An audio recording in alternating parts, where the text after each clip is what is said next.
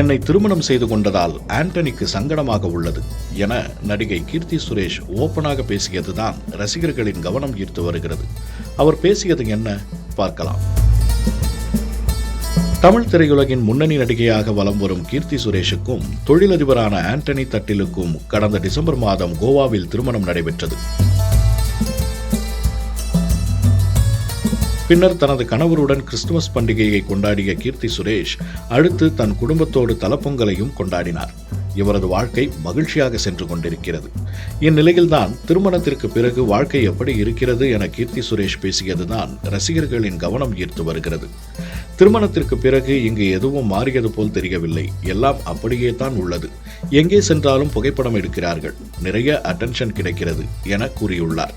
அது மட்டுமின்றி இது எனக்கு பழகிவிட்டது, ஆனால் எனது கணவர் ஆண்டனிக்கு பழக்கம் இல்லை, அதனால் அவருக்கு சங்கடமாக இருக்கிறது.